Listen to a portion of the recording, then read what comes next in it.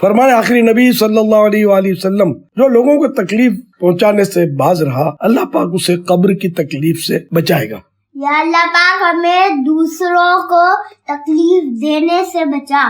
آمین بجاہ خاتم النبیین صلی اللہ تعالی علیہ وآلہ وسلم۔ 22 تا 24 مئی 2023 3 روزہ تربیتی سلسلہ ہے حفاظت امور کے صحیفائیوں کا۔ مرحبا مرحبا مرحبا۔ اللہ پاک آپ سب کی حفاظت کرے، دین و ایمان کی حفاظت کرے، جان و مال عزت و آبرو کو محفوظ رکھے۔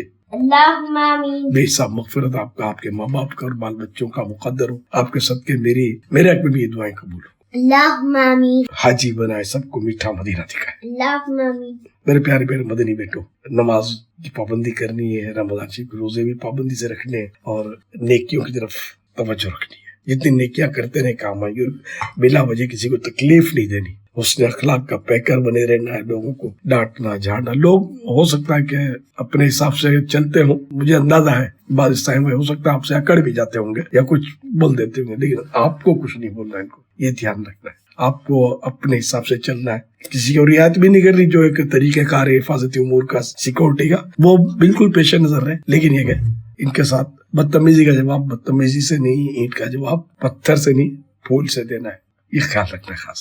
تو دعوت اسلامی آپ کی اپنی ہے، دعوت اسلامی کے اجتماع میں جن کو موقع ملے ضرور حاضری دیا کریں اور بیٹھ کر بیان سنیں۔ مدنی مذاکرے میں بھی اسی طرح شرکت کرتے رہیں، مدنی قافلوں پہ سفر کرتے رہیں، ہر مہینے 3 دن، سب ممکن ہے آپ کے لیے۔ تو یہ آخرت میں کام آنے والے کام جاری رکھنے ہیں۔ اللہ آپ کو خوش رکھے، آباد رکھے۔ میرے لیے بے حساب مغفرت کی دعا کا ملتجی ہوں۔ صلو علی الحبیب صلی اللہ علی محمد۔ پہلی ذیقعد 1444 ہجری مطابق 22 مئی 2023 کو یہ پیغام ریکارڈ کیا۔ صلو علی الحبیب صلی اللہ علی محمد۔